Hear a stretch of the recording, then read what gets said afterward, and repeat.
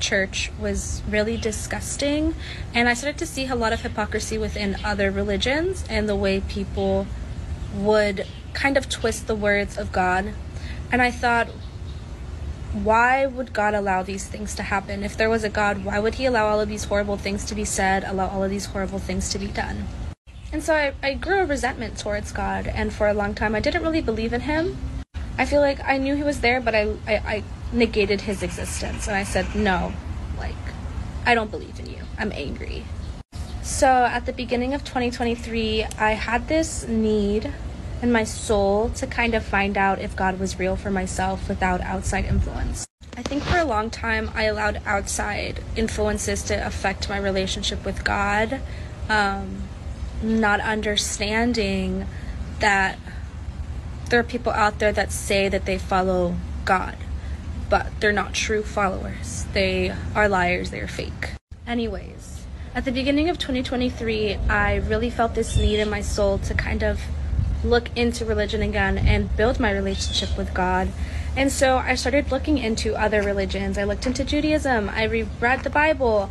I starting to look into Islam. And during this time that I was starting to look into Islam was when everything in Palestine happened.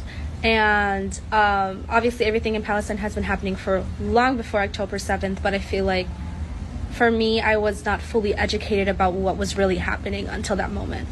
And I think seeing the strength within the Palestinian people was something that really moved me in a way. I was like, wow, if these people that are going through the worst of what I feel that any human being could be going on through in this world, and they're still praying, they're still believing in God, how can I, because I see some people that I don't like, not believe in God? How could I not have this relationship with God?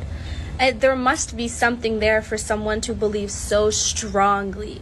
And so I started posting, I started talking to old friends that I used to know, and asking about Islam, inquiring, asking them to take me to the mosque. And I remember even the first time that I went to the mosque and I prayed, and it felt so peaceful because I knew for the first time in a very long time that God was truly listening to me when I fully submitted and bowed down. And so as I started looking more into Islam, I started feeling more peace within myself. And when I started to pray more, I started really feeling better, like happy, like at peace, like the things that used to hurt or really make me depressed and affect me in my everyday life weren't affecting me as much. I felt like I wasn't alone, and that was something that I hadn't felt in a long time. Even though I had my support system, I had my family, I had my daughter, I felt really alone at times. And when I started to pray, when I started to going to the mosque, and I started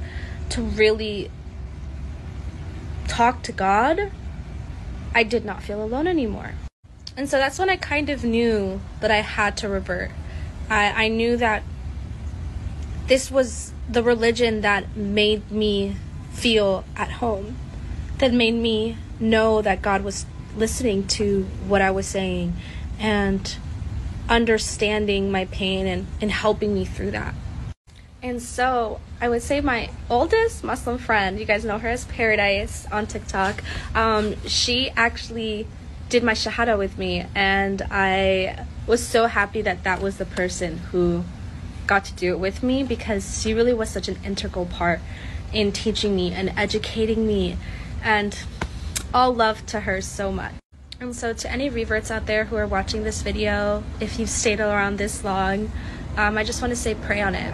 Pray on it, ask God for the wisdom, the knowledge, the truth, so that you could have the best relationship possible with him, so you could be the closest to him possible. And I promise you, you will get the answers that you are looking for.